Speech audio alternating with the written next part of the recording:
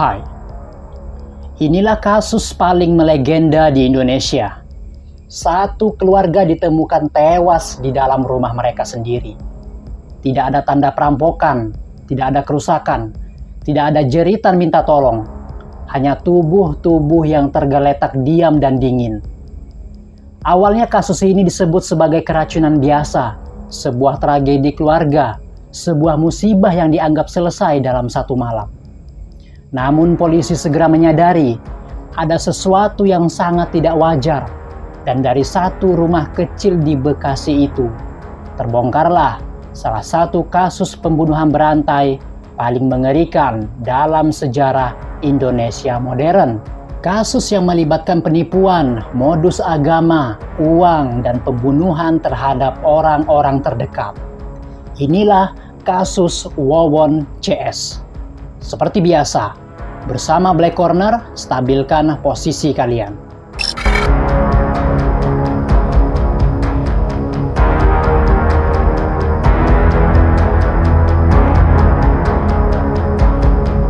Sebagai informasi tambahan, di dalam video ini, saya tidak menjelaskan secara detail siapa-siapa saja yang menjadi korban Wawon CS, demi melindungi data pribadi dan privasi korban. Nama Wawon Erawan mungkin terdengar biasa, tidak terkenal, tidak mencolok, bukan tokoh publik. Namun di balik nama itu, tersimpan rangkaian kematian yang terjadi selama bertahun-tahun, tanpa pernah terdeteksi. Korban bukan orang asing, bukan musuh, bukan target acak. Sebagian besar korban adalah istri, anak, mertua, kerabat, dan orang-orang yang percaya penuh kepada pelaku. Kepercayaan itu menjadi senjata. Dan ketika kasus ini akhirnya terbongkar, polisi menemukan sesuatu yang jauh lebih mengerikan dari dugaan awal.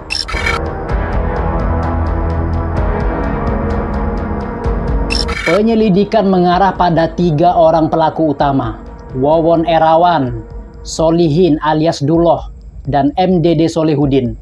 Mereka tidak hanya membunuh 1 orang, tidak 2, tidak 3. Polisi mengkonfirmasi setidaknya 9 korban jiwa, dan jumlah itu masih menyisakan tanda tanya. Karena di beberapa lokasi polisi menemukan lubang-lubang tanah mencurigakan yang belum semuanya digali. Pertanyaannya sederhana, namun mengerikan. Berapa banyak nyawa yang sebenarnya telah hilang?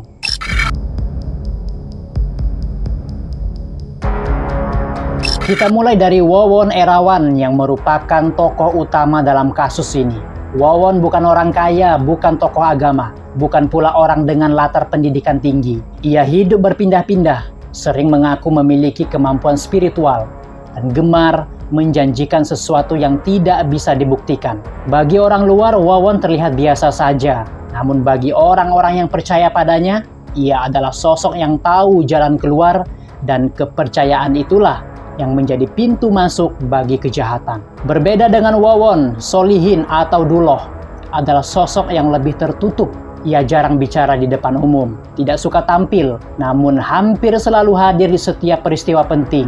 Dalam penyelidikan polisi, Solihin bukan pelaku utama, namun perannya sangat krusial. Ia membantu, mengawasi, dan memastikan rencana berjalan. Tanpa Solihin, banyak kejahatan Wawon tidak akan berjalan semulus itu. Dan nama ketiga adalah MDD Solehudin. Ia adalah penghubung, orang yang membawa korban baru, orang yang meyakinkan bahwa Wawon bisa dipercaya.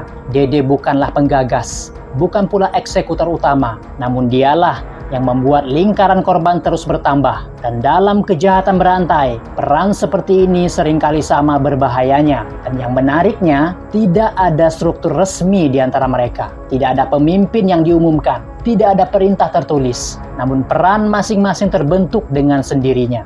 Wawon sebagai otak, Solihin sebagai penjaga, dan Dede sebagai perekrut. Sebuah sistem yang sangat sederhana, yang bekerja dalam diam selama bertahun-tahun.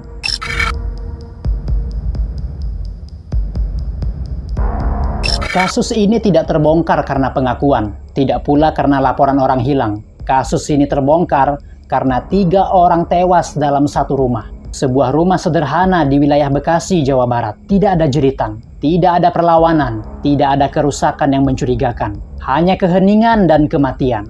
Pada hari kejadian, warga sekitar mulai merasa ada yang aneh. Pintu rumah tertutup rapat, tidak ada aktivitas. Padahal biasanya rumah itu tidak pernah benar-benar sepi. Ketika akhirnya pintu dibuka, pemandangan di dalam rumah langsung mengubah segalanya. 3 orang ditemukan sudah tidak bernyawa. Posisi tubuh mereka tidak menunjukkan tanda-tanda perlawanan. Tidak ada darah, tidak ada luka terbuka. Awalnya, semua terlihat seperti keracunan makanan. Petugas pertama yang datang ke lokasi tidak langsung mencurigai adanya tindak pidana. Gejala yang terlihat seperti mual, kejang, dan kematian dalam waktu berdekatan. Ini tampak seperti kecelakaan, tragedi keluarga, sesuatu yang bisa saja terjadi. Namun satu hal mengganggu penyelidik. Mengapa ketiganya tewas hampir bersamaan? Saat pemeriksaan lebih lanjut dilakukan, polisi menemukan sisa minuman di dalam rumah. Bukan minuman keras, bukan obat-obatan. Hanya kopi. Kopi biasa yang seharusnya tidak mematikan siapapun. Namun hasil pemeriksaan laboratorium berkata lain. Di dalam minuman itu terkandung zat beracun dalam dosis mematikan. Dan sejak saat itu, status kasus ini berubah dari musibah menjadi pembunuhan. Penyelidikan mulai bergerak ke arah orang terakhir yang bersama para korban. Dan nama itu adalah Wawon Erawan. Seorang pria yang masih memiliki hubungan keluarga dengan korban. Bukan orang asing, bukan tamu misterius, seseorang yang dipercaya. Dan justru karena itulah ia tidak pernah dicurigai sebelumnya. Ketika polisi mulai menelusuri latar belakang Wawon, muncul pola yang mencemaskan. Beberapa orang yang dekat dengannya pernah meninggal secara tidak wajar. Kematian-kematian yang dulu dianggap kebetulan, kini tidak lagi terlihat sebagai kebetulan. Satu rumah, 3 korban, 1 orang terakhir yang bersama mereka. Dan pertanyaan yang tak bisa dihindari, apakah ini pembunuhan pertama atau hanya yang pertama kali ketahuan?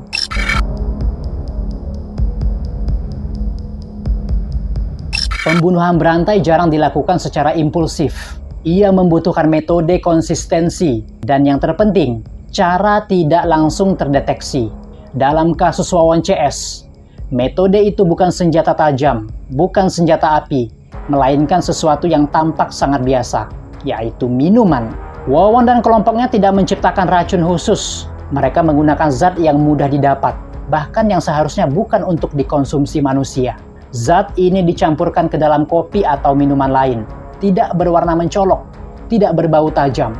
Korban tidak menyadari bahwa tubuh mereka sedang diserang dari dalam. Dan ketika gejala muncul, prosesnya sudah tidak bisa dihentikan. Beberapa korban tidak langsung meninggal. Mereka kejang, muntah, kesulitan bernapas. Di momen inilah pola kejahatan berubah. Dalam beberapa kasus, korban yang masih hidup tidak dibiarkan bertahan. Proses pembunuhan diselesaikan dengan cara manual, cepat, sunyi, dan tanpa saksi. Yang membuat polisi yakin ini adalah pembunuhan berantai, bukan hanya jumlah korban, melainkan pola yang konsisten. Korban selalu orang dekat, lokasi selalu tempat yang dianggap aman, metode selalu serupa, dan setelah korban meninggal, tidak ada kepanikan. Tidak ada upaya meminta bantuan medis, yang ada justru upaya menghilangkan jejak. Tidak semua korban ditemukan di lokasi kematian. Beberapa dikuburkan, beberapa dipindahkan, dan beberapa bahkan dibuang jauh dari tempat tinggal pelaku. Lubang tanah digali di lokasi yang jarang dilalui orang, tidak ditandai, tidak dicatat, seolah-olah korban tidak pernah ada. Mengapa aksi mereka tidak terdeteksi sejak lama? Dan jawabannya sangat sederhana. Korban adalah orang-orang terdekat. Kematian mereka dianggap wajar, sakit, musibah, dan takdir. Dan pelaku tidak pernah tampil sebagai orang yang mencurigakan. Ia justru terlihat seperti orang yang berduka. Namun satu kesalahan selalu terjadi dalam kejahatan berulang. Jejak akan tertinggal. Dan ketika polisi mulai menggali tanah di sebuah lokasi di Cianjur, mereka menemukan sesuatu yang mengubah arah penyelidikan secara total.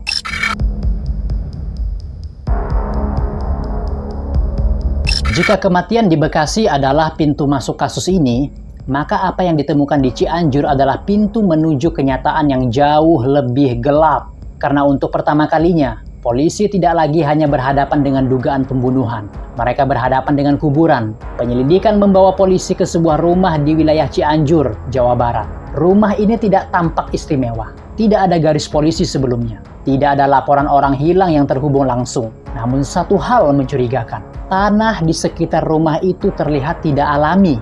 Ada bagian yang tampak baru digali. Ada tanah yang berbeda warna. Ada bekas pengerukan yang tidak rapi. Dan polisi memutuskan untuk menggali. Penggalian pertama langsung menghasilkan jawaban.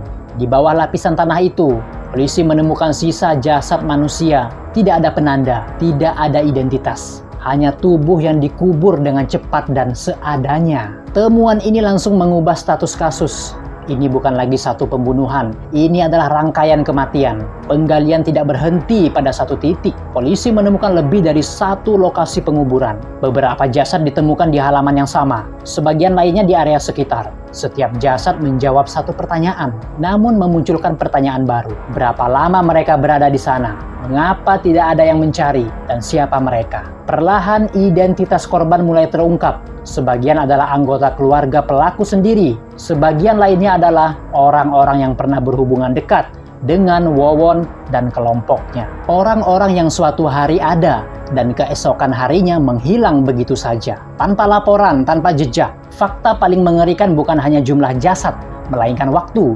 Beberapa korban meninggal bertahun-tahun sebelum kasus ini terbongkar.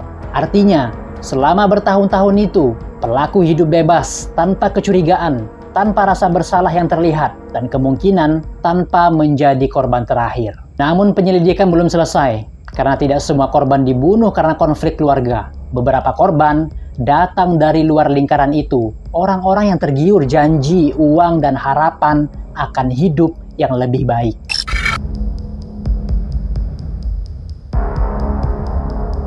Pembunuhan berantai tidak terbongkar oleh firasat.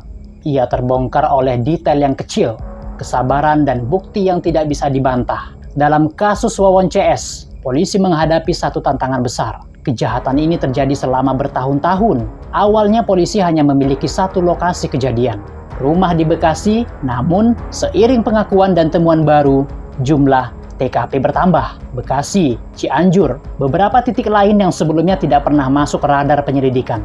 Setiap lokasi menyimpan potongan cerita yang berbeda. Tim forensik bekerja tanpa asumsi. Mereka memeriksa sisa minuman, tanah kuburan, tulang belulang, dan jaringan tubuh korban. Dari sanalah ditemukan kesamaan penyebab kematian, zat beracun, paparan dosis tinggi. Dalam waktu yang relatif singkat, data ini menjadi penghubung antara korban satu dan lainnya. Wawon dan dua rekannya akhirnya mulai berbicara, namun polisi tidak berhenti di sana. Dalam hukum pidana, pengakuan bukanlah segalanya. Setiap pengakuan harus didukung oleh bukti nyata, dan disinilah rekonstruksi dilakukan. Gerak pelaku diuji, waktu dicocokkan, cerita dibandingkan dengan fakta. Kasus ini seperti puzzle raksasa, seperti korban adalah satu keping, setiap lokasi adalah petunjuk. Polisi menghubungkan tanggal, lokasi, hubungan personal, dan aliran uang. Ketika semua kepingan itu disusun, terbentuk satu kesimpulan besar. Ini adalah pembunuhan berantai terencana. Tidak semua korban memiliki saksi hidup. Tidak semua kematian terekam kamera. Namun pola yang konsisten membuat pembuktian menjadi lebih kuat. Dalam hukum, pola berulang adalah bukti yang sangat penting. Dengan bukti yang terkumpul, polisi akhirnya menutup penyelidikan. Berkas perkara dilimpahkan, tersangka resmi menjadi terdakwa. Namun satu pertanyaan tersisa. Apakah para pelaku akan mengakui semuanya di pengadilan? Dan di segmen berikutnya, kita akan membahas pengakuan rekonstruksi dan fakta-fakta baru yang terungkap setelah penangkapan.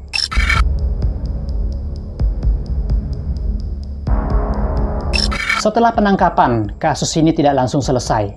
Justru disinilah fase paling sensitif dimulai. Karena ketika pelaku dihadapkan pada bukti demi bukti, mereka mulai berbicara. Namun apa yang mereka katakan tidak selalu lengkap dan tidak selalu jujur. Pengakuan dalam kasus ini tidak datang sekaligus. Wawon berbicara perlahan, terpotong, sering berubah. Setiap kali satu pengakuan dicocokkan dengan bukti, polisi menemukan celah. Dan dari celah itu muncul pertanyaan baru.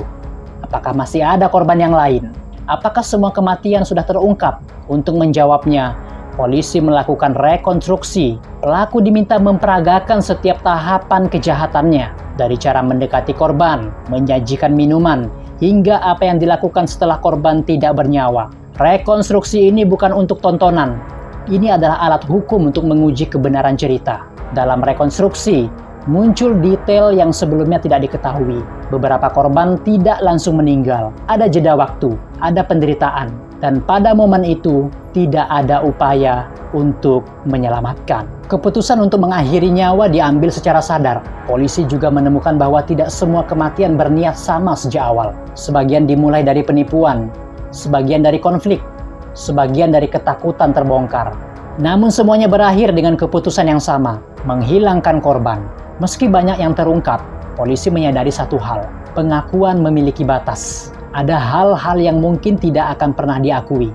Jumlah korban sebenarnya, peran masing-masing yang sebenarnya, dan adakah pihak lain yang tahu namun memilih diam. Dengan semua fakta ini, kasus pun masuk ke ruang sidang. Di sana, narasi akan diuji secara terbuka, bukti akan diperdebatkan, motif akan dipertanyakan, dan hukum akan diputuskan.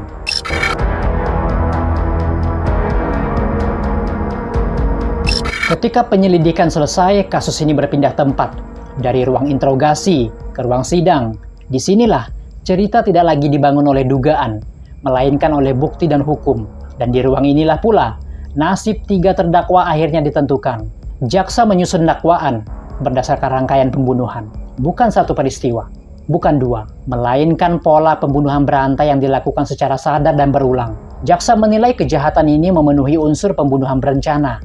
Untuk itu, tuntutan yang diajukan adalah hukuman maksimal. Dalam persidangan, peran tiap terdakwa dipisahkan. Wawon diposisikan sebagai pelaku utama, Solihin dan Dede sebagai pihak yang membantu, memfasilitasi, dan turut serta. Tidak ada yang dilepaskan dari tanggung jawab, karena dalam hukum pidana, membantu kejahatan adalah kejahatan itu sendiri. Pihak pembela mengajukan berbagai argumen. Ada yang menyebut tekanan, ada yang menyebut keterbatasan pendidikan, ada pula yang mencoba mengecilkan peran. Namun majelis hakim fokus pada satu hal. Apakah kejahatan ini dilakukan secara sadar? Dan bukti menunjukkan iya. Hakim mempertimbangkan jumlah korban, cara pembunuhan, dan dampak sosial. Pembunuhan ini tidak hanya merenggut nyawa, ia menghancurkan keluarga, rasa aman masyarakat, dan kepercayaan. Dan dalam putusannya, hakim menyatakan ketiganya terbukti bersalah. Vonis dijatuhkan adalah pidana penjara seumur hidup, bukan hukuman mati, namun juga bukan hukuman ringan. Seumur hidup berarti tidak ada tanggal bebas, tidak ada kembali ke masyarakat. Hidup akan dihabiskan di balik jeruji. Dengan putusan itu, kasus ini resmi ditutup secara hukum. Namun secara manusiawi, ceritanya belum selesai, karena di balik angka korban dan pasal hukum ada trauma, pertanyaan, dan pelajaran yang harus dipahami.